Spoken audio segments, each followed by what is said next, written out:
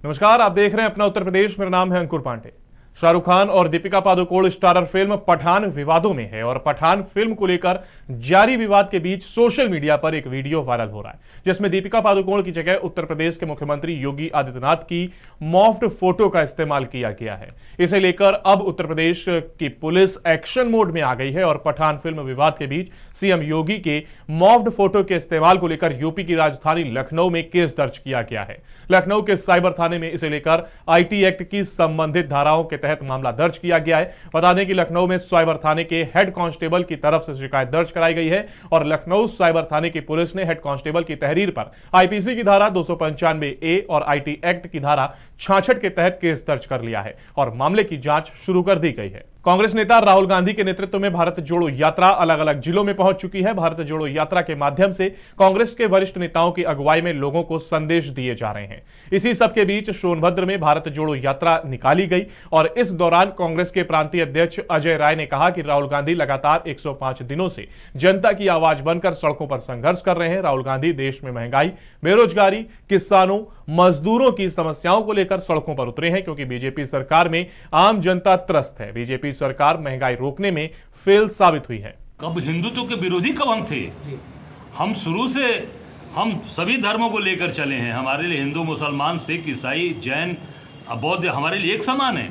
हमने एक समान सबकी पूजा की है। तो निश्चित तौर से जो लोग अगर हमसे किसी बात को लेकर नाराज हैं, निश्चित उसमें राहुल जी ने ये बात पूछी है कि कैसे चीजों को हम एक साथ कर सकते हैं, उस पर उन्होंने ये बात कही। गोंडा में न्यायालय ने बीजेपी सांसद ब्रजभूषण शरण सिंह को बरी कर दिया है। अभियोजन पक्ष द्वारा ठोस सबूत न दे पाने पर न्यायालय ने उन्हें और 2 आरोपियों को दोष मुक्त करते हुए बरी कर दिया है। बता दें, बीजेपी सांसद पर सपा नेता विनोद कुमार सिंह उर्फ पंडित सिंह पर जानलेवा हमले का आरोप था और उनके साथ 3 अन्य लोगों पर मुकदमा दर्ज कराया गया था। न्यायपालिका पर मुझे पहले भी भरोसा था, आज भी भरोसा है, आगे भी भरोसा रहेगा।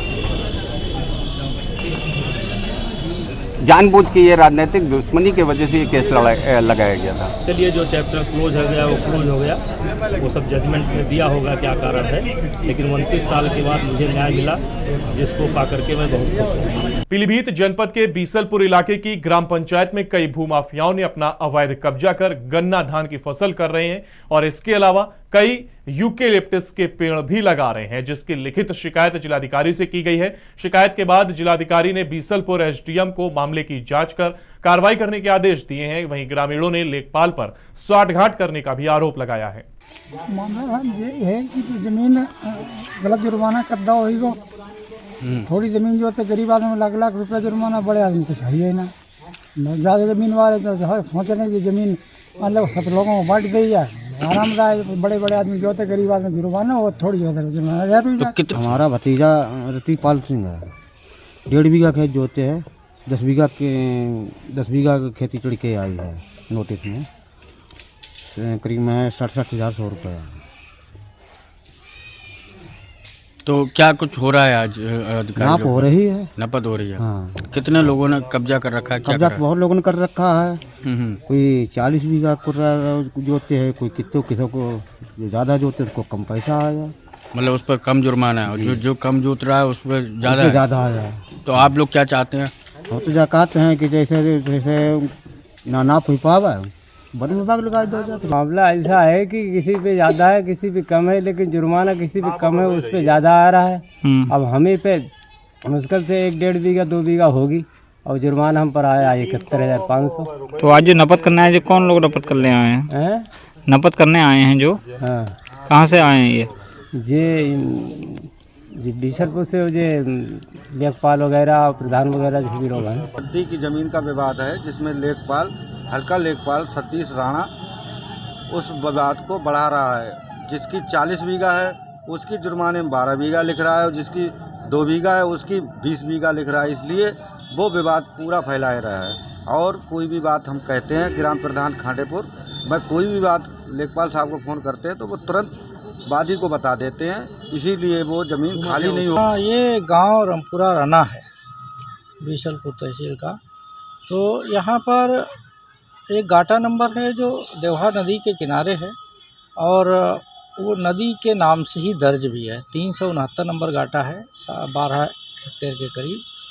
तो वो चूँकि नदी किनारे है तो उस पर जो गांव के लोग हैं या जो गांव के दूसरी साइड के लोग भी हैं, ये लोग अवैध रूप से कब्जा करके उस पर फसलें बोल देते रहे। वाराणसी में संत अतुलानंद रेजिडेंशियल स्कूल का कार्निवल फेस्ट हुआ है, जिसमें बच्चों की तरफ से फन फूड गेम्स के साथ आर्ट एंड क्राफ्ट एक्टिविटीज की प्रदर्शनी लगाई गई और इस दौरान बच्चों के हाथों से बने फूड का अभिभावकों ने स्वाद चखा और पेंटिंग को देख मंत्रमुग्ध नजर आए। अभिभावकों ने स्कूल की इस एक्टिविटी की सराहना की और साथ ही साथ आने वाले भविष्य में ऐसे कार्यक्रम को लगातार कराने की बात कही है, जिससे कि बच्चों का शैक्षिक विकास के साथ साथ अन्य क्रियाओं में भी रुचि ले सकें। मेरा ऐसा मानना है कि हर ट्रू एजुकेशन जो है, every true education should actually result in happiness apart from career growth and development.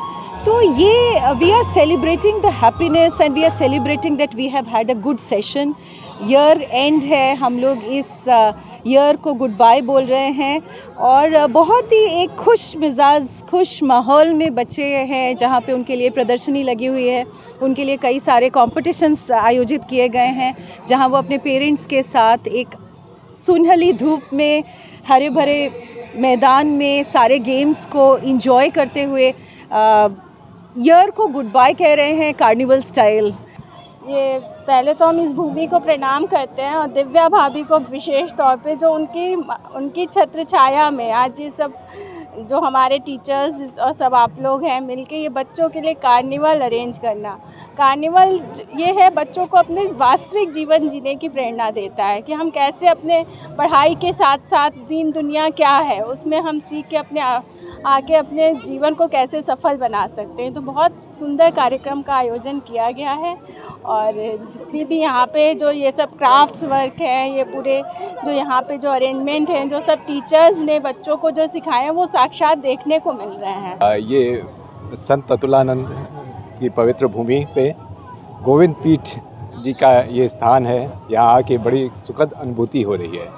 ये जो इन्होंने कार्निवल जो छोटे बच्चों के लिए ये कार्निवल का आयोजन किया है, ये वास्तव में छोटे बच्चों के साथ हम सब बच्चे बन रहे हैं। कैसी बच्चों में जो नेचुरल चीज़ें होती हैं वो किसी चीज़ पे उनको वो नहीं होता, एकदम नेचुरल होते हैं बच्चे। तो वो आज अनुभूति हम यहाँ देख रहे हैं। और ये जो थीम इन्होंने रखी है स्टोरी टेलिंग, जो बच्चों को कहानियों की, फिर फैंसी ड्रेस, ये सब जो पुरानी परंपराएं हैं बच्चों की, जिससे वो नए सिरे से जुड़ते हैं, नई चीज़ों के बारे में जानते हैं। ये जान के बहुत अच्छा है। स्कूल की जो संचालिका हैं उनको और सबको जिन्होंने मिलकर इस कार्यक्रम का आयोजन किया, जो सोच रखी, उसके लिए उनको बधाई दे। बच्चों के लिए कार्निवल आयोजित है। इसमें बच्चों को जो एक वास्तविक जीवन है उसे रूबरू कराया जाता है, क्योंकि इस भौतिकवादी युग में बच्चे स्कूल घर करते रहते हैं साल भर।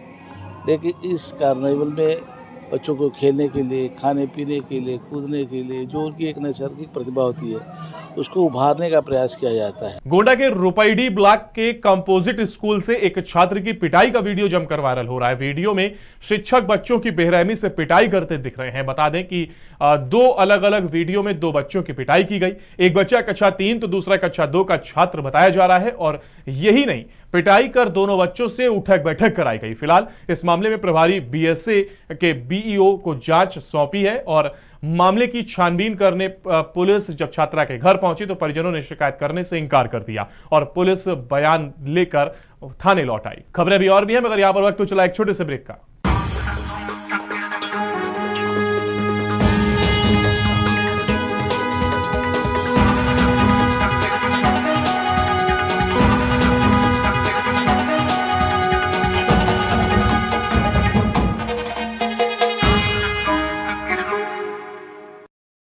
ब्रेक के बाद एक बार फिर आपका स्वागत है। अगली खबर की ओर बढ़ते हैं। खबर गाजियाबाद से, जहां पर क्राइम ब्रांच पुलिस ने ठगी के गिरोह का पर्दाफाश किया है। पुलिस ने 9 लोगों को गिरफ्तार करते हुए मोबाइल, लैपटॉप और कैश बरामद किया है।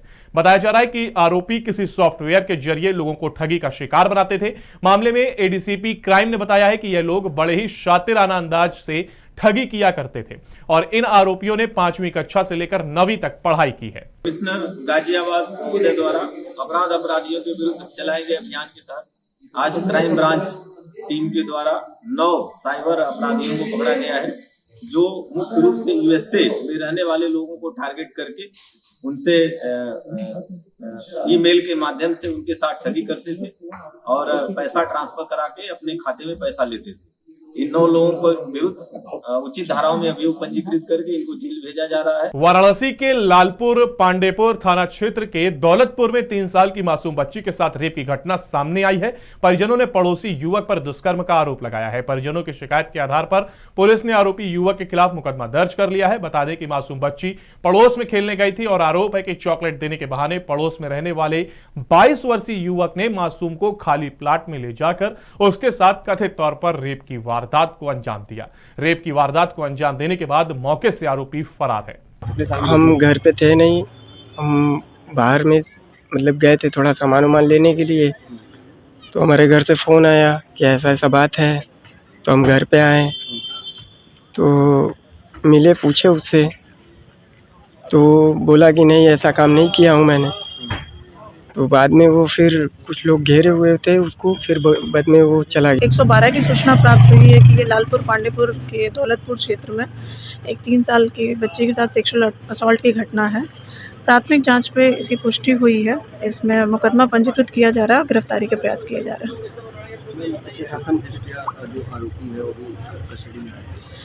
गिरफ्तारी के प्रयास किए जा रहे हैं। और वहीं सहारनपुर के नागल इलाके में स्टेट हाईवे पर दर्दनाक सड़क हादसा हो गया। बता दें कि एक अनियंत्रित कार ने भैंसा बुग्गी और टेम्पो को जोरदार टक्कर मार दी, जिसमें 6 महिलाओं सहित 7 लोग घायल हो गए और एक युवक और भैंसा की मौके पर ही मौत हो गई। मामले की जानकारी मिलते ही पुलिस मौके पर पहुंची और सभी घायलों को सामुदायिक स्वास्थ्य केंद्र पहुंचाया गया। फिलहाल उत्तर प्रदेश की खबरों में इतना ही। बाकी की तमाम अपडेट के लिए आप लगातार बने रहिए टीएनपी न्यूज के साथ। नमस्कार।